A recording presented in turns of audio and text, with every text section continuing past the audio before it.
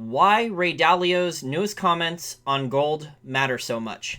So if you're not familiar with who Ray Dalio is, he built from scratch the largest hedge fund in the world, Bridgewater, and he's not running it anymore. He's kind of on the speaking tour. I guess he's still on the investment advisory board. He's not the CEO anymore because it's so much work, but the market in general, market participants respect his opinion on things greatly. Same thing goes for Stanley Druckenmiller, given his long track record, how well respected he is as a hedge fund manager, etc. So those are two titans. So when they make comments, when Stanley Druckenmiller says he sold his stocks and he's going long US Treasuries, a lot of hedge funds and professional money managers will copy him. And I believe that this is the case now for Ray Dalio. So if you're not familiar with what Ray Dalio did, he's pretty much been a prolific writer for a while now. He wrote this book called Principles. A lot of people don't like it. It's actually an interesting book about how he built his business. If you don't want to get into the minutia of how to build a business, you're not really going to find it that interesting. But there are some hidden gems in there, like how he got some meetings with central bankers, like he flew to Europe and got a private meeting with Mario Draghi, the head of the ECB, and other interesting tidbits in there. I thought it was a pretty solid book. But let me talk about his newest article. So he penned this very long article for LinkedIn. He's one of the key, quote, influencers. I don't know if he gets paid for that. Maybe he just donates it to charity. I believe he's donating a large amount of his fortune to charity. He's one of those hardcore Democrat rich people. So basically like the... I don't know if he's a champagne socialist. He's close. He's borderline champagne socialist now. He's criticizing capitalism and all this other stuff. But he wrote this incredibly long analysis recently for LinkedIn about the global macro situation, the bond market, interest rates, financial history. And he's talking about different paradigm shifts, also central banks and what they've been doing, and where we are now, the past, and where we're potentially going. So he summarizes a lot of the decades from the 1920s, 30s, 40s, etc. And he talks about how now basically central banks have been lowering interest rates and doing quantitative easing. And in his opinion, it's very unsustainable. And then he also says that this debt boom and credit boom has fueled a wave of stock buybacks, mergers, acquisitions, and private equity and venture capital investing that has been funded by both cheap money and credit and the enormous amount of cash that was pushed into the system. I'm not going to read the whole article. We're just going to go through parts of it. So profit margins grew rapidly due to advances in automation and globalization that reduced the costs of labor, but then people didn't keep up with their standard of living. So corporate tax cuts made stocks worth more because they give more returns. Also, a lot of money and credit was created by the central banks and ended up in stocks instead of in productive purposes. So he's talking about, and this is an important thing that I believe, and I've talked about this recently as well. So actually I talked about this before his article came out. So I've noticed this as well, that he says right now, and this is highlighted in all bold letters, so this is a very important point he wants to make. He says right now, approximately $13 trillion worth of investors' money is held in zero or below zero interest rates, earning debt. That means that these investments are worthless for producing income, so no income. Remember how I talked about how central banks cut rates and there's negative yielding debt? The disincentive to not hold gold because you're getting paid yield and income, that goes away. So gold becomes more attractive. The more central banks cut rates, the more negative yielding debt there is. And remember that chart with the 13 trillion, it looks like it's about to go parabolic. It's about to break out of global negative yielding debt in both government bonds and corporate bonds. I said that maybe in the short term, the gold price would go down. The gold price would eventually rally though. And the gold price has started to rally. I believe that the gold price has started to rally again a lot, even though the commitment of traders was not good for gold. But I believe that rally has increased again, largely because of the comments of Ray Dalio, how much weight his opinion carries about certain things and his analysis. And if you're not familiar with Ray Dalio, he's actually been saying for years that people should own gold. I don't know if it was physical gold, but I believe he at least had a position in GLD and some mining shares. I believe that he was talking about his recommended, this is not my recommendation, his recommendation was 10% of your total portfolio in gold. And you can go back, if you want to verify this, you can go back and watch his interviews at like the World Economic Forum at Davos. He's been going to these forums for many, many years because obviously he's very rich, he's a billionaire, and he was running the world's largest hedge fund. So all these suck-ups, all these rich economic and political elites that either stole the money or inherited it, or maybe they built their business, maybe probably a small minority actually did build their business. They want to hear what he has to say about where to invest because he's a smart guy and he made his money through investments. And, rich people are always discussing investments. It's pretty common. But he, with his new article, he was talking about basically how people need to have a larger position in gold. So he said the enormous amount of money in no and low returning investments won't be nearly enough to fund the liabilities that have been piled on by society. And in other words, he suspects that the new paradigm will be characterized by large debt monetizations that will be most similar to those that occurred in the 1940s war years. So he thinks these are unlikely to be good real returning investments, and that those are most likely to do best will be those that do well when the value of money is being depreciated and domestic and international conflicts are significant, such as gold. So for this reason, he believes that it would be both risk reducing and return enhancing to consider adding gold to one's portfolio. And then he was going to send out a more detailed explanation of gold. So he's always been positive on gold, but it seems with this article, if you read it in detail, he's even more positive. Sounds like he's recommending an increase to that 10% gold holding. And like I said, his opinion carries an enormous amount of weight. If you're not familiar with the financial industry, especially a lot of hedge fund managers and professional money managers, so bond fund managers, stock mutual fund managers, institutional managers, being a copycat is extremely common, especially when a big shot like Stanley Druckenmiller or Ray Dalio makes some type of big, well-rationed argument and recommendation. There's always going to be at least a small percentage, normally larger than a small percentage, copy whatever the big shot money manager says. The amount of herd mentality, confirmation bias, the levels of copycat behavior in professional money managers, it rivals a kindergarten class, okay? It's sad, but it's true. It does rival a kindergarten class, the level of copycatism. And in a lot of cases, that's because the managers want to look to the guy to the left or to the right, and they don't want to stick their necks out and do something totally different that may make them a lot of money, but if they take the risk that the other guys next to them did not take, they're risking losing their jobs. They're risking career risk. So even if they know doing the right thing is something everyone else is not doing, they're too uncomfortable, mentally uncomfortable, too worried about losing their job and not getting another job in the same industry, that a lot of these money managers will not do that. So the price of gold is at $1,443.49 in US dollars. Silver's up to $16.46. And I believe that Ray Dalio's article and the market starting to absorb that and thinking, you know what?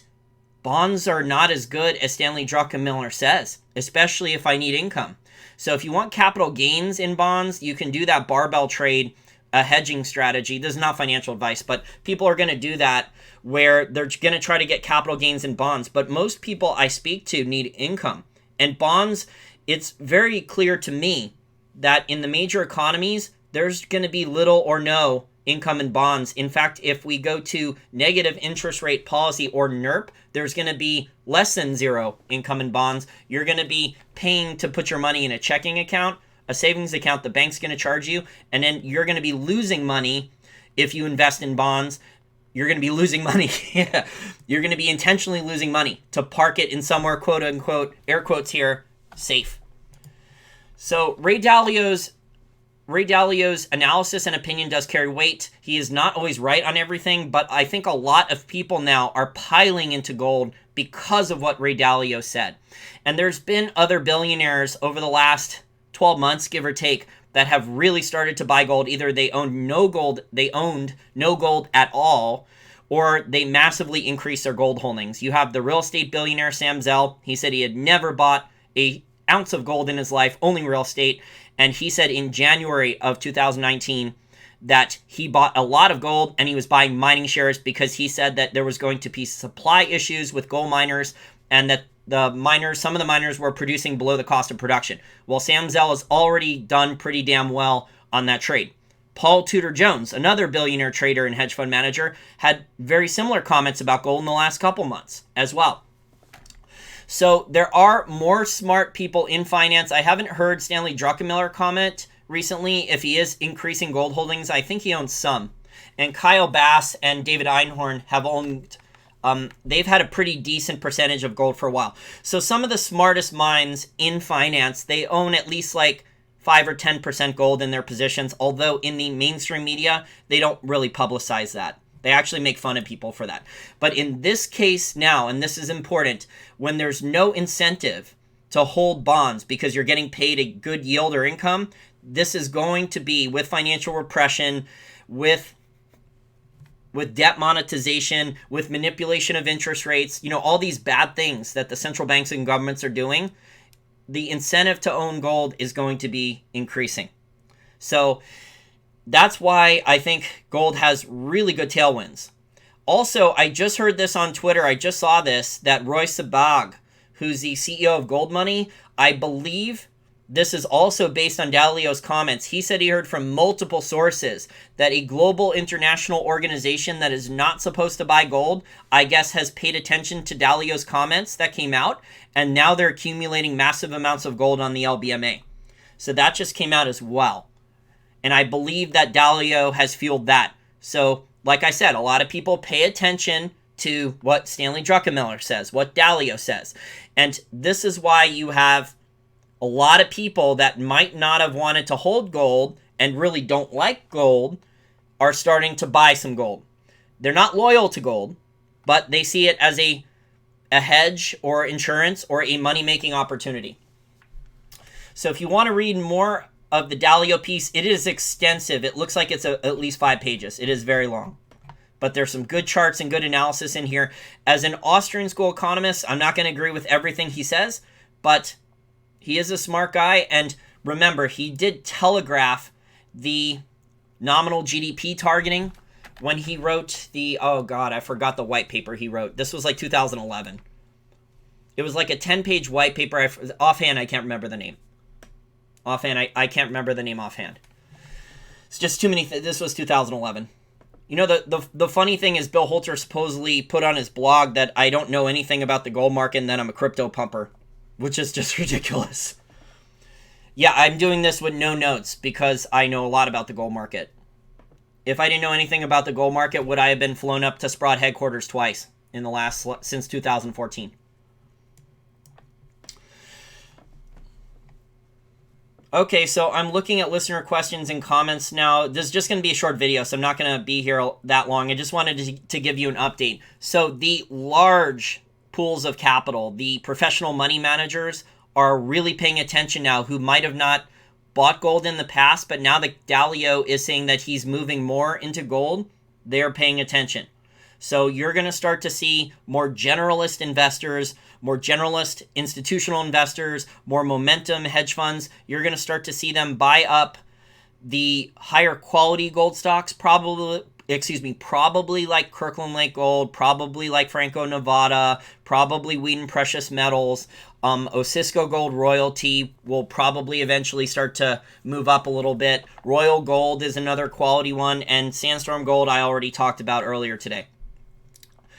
So with this type of endorsement from Dalio, it's good. We'll see if any other billionaires that normally have not bought gold or only had a small position and announced they increased their position, we'll see.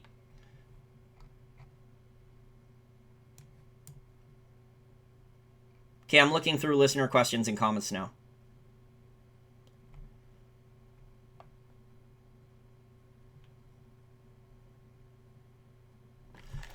Interesting question. Jason, didn't you think that there will be some limits put on precious metals eventually to prevent escape from the system? He knows China is doing capital controls. Won't Western banks try something similar? Also, I would add in China that you're not allowed to, it's illegal to take bullion, physical gold bullion, out of the country. I think that so little people own gold right now in the West that, first of all, if you live in the United States, gold is not, there's no tax benefits to buying and holding gold. It is taxed as a collectible that is intentionally done. So the best work I've seen on this to show how badly gold is taxed was done by a former investment banker, a chartered financial analyst, and CPA. His name's Daniel Amerman. So you can look him up and search Daniel Amerman tax on gold. His articles, those articles are from like 2009, 10, and 11, but they're excellent. So he goes into great detail that the government has already figured out how to tax gold a lot, but that doesn't mean that the U.S. federal government cannot put another windfall profits tax on gold if, say, gold does, if, say, gold, let's use Bill Holter's hypothetical and Jim Sinclair's hypothetical, if gold does go to $87,000 per ounce, well, I don't know if they've mentioned this, but in a world where gold is at that price, don't you think if there still is a federal government that they would try to tax windfall profits on physical gold at, I don't know, 60, 70, 80%, maybe even 90% in additional taxes? And they would try to make you, even though you did the right thing and you hedged metal and you had some insurance for your wealth preservation, they would try to steal that from you with taxes. So this is why it is dangerous in this world to be all in on any one thing. To be all in on mining stocks or all in on gold or all in on silver, all in on Bitcoin. Okay? Because the rules can change. Governments routinely change the rules to benefit themselves. It's pervasive throughout history. If you study history, this is one of the most common themes. Is Rob Kirby wrong? I already answered that. I already answered that in the comment section.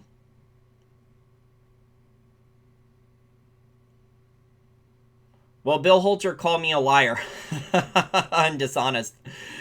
And he's calling me a crypto pumper, which is funny because I never said people should put a lot of their money into Bitcoin. Is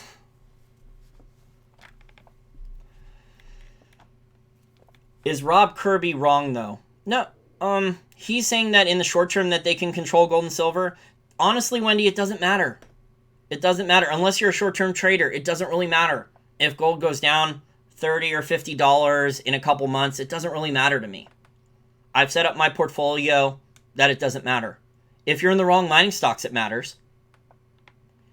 If you don't have enough income coming in through your businesses or your job or other investments, then it matters.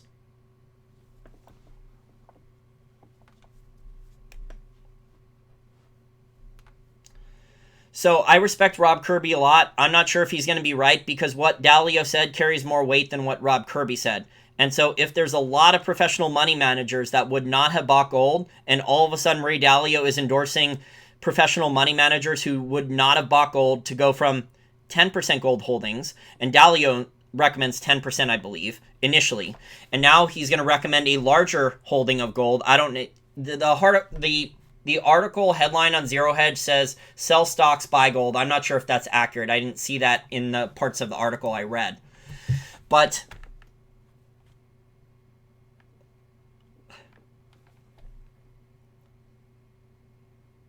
look, at a certain price, they can't knock the gold price down too much. Otherwise, they bankrupt the miners. But the miners have to raise capital. So it's a dangerous game that the manipulators have playing. It's managed retreat. They can't knock the gold price down to below 1,200 for long. A lot of the primary gold miners will go bankrupt. They cannot knock silver below 13 for very long. Most of the primary silver miners will be bankrupt. So there are limits. The way the manipulation works now that I've been in the gold industry and silver industry for 10 years and studied this, and as a mining analyst, and I studied the supply side well, is that the miners, after a certain number of years, the miners run out of metal to produce at certain prices. And the people who run the manipulation understand this. Otherwise, why would gold have been allowed to go above 1,000? Why would silver have been allowed to go above 10? Okay? There are limits to the manipulation.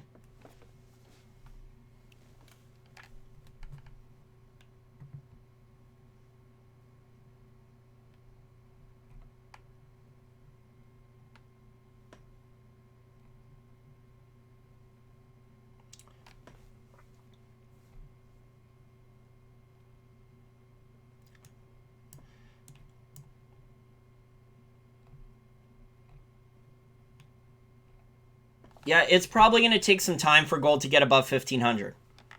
I would be pretty shocked if it gets above 1,500 and stays above 1,500 in a short order. But I would take a look at the tweets that Roy Sabag, the CEO of Gold Money, said. It sounds like a very big whale just has come in and started to buy like 30, 40, 50 tons, massive amounts of orders on the LBMA. Yeah, the G6 are in currency wars.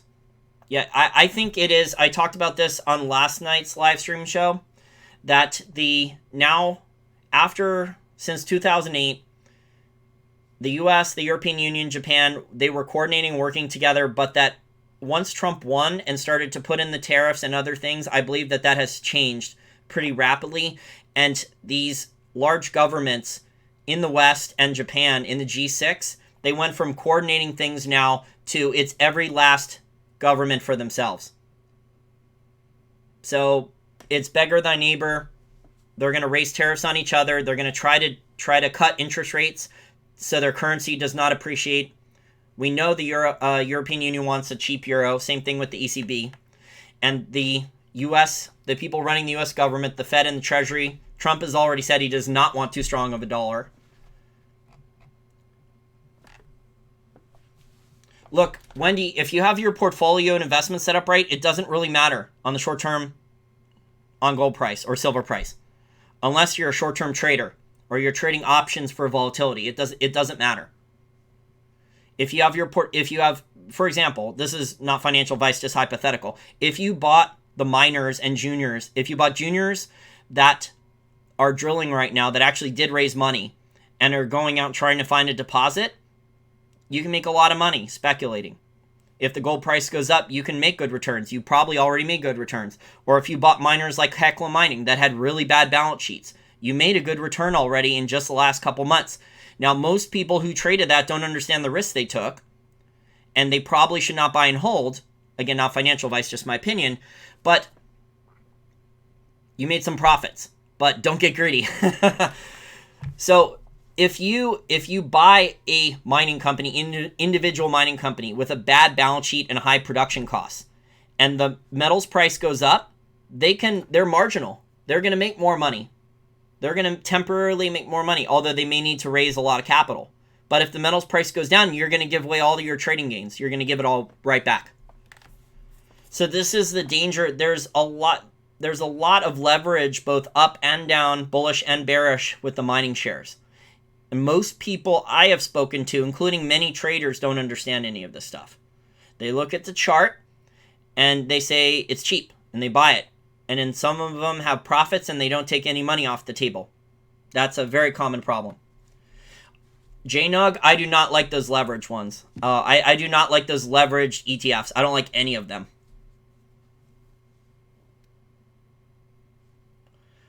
I still own some Bitcoin.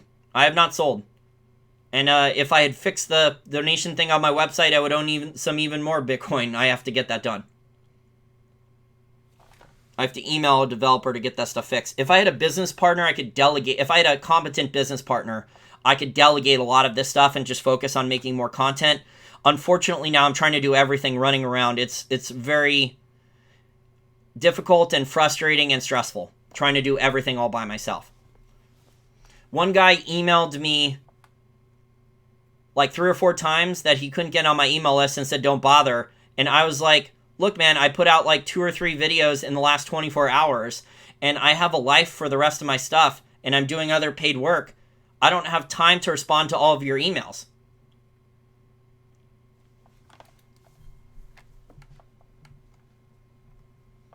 I'm not familiar with the Gabelli Gold Fund. If you want to own physical gold, the Sprott has good physical gold trusts. I think those are good. They have a couple of them. They have like the Central Fund of Canada that they bought, which owns gold and silver.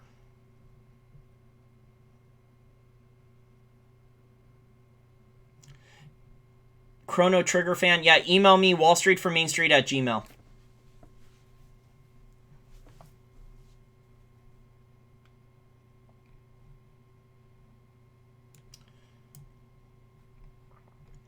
So, to wrap things up here, I wasn't planning on doing a live stream show this long because it is late here. I'm tired.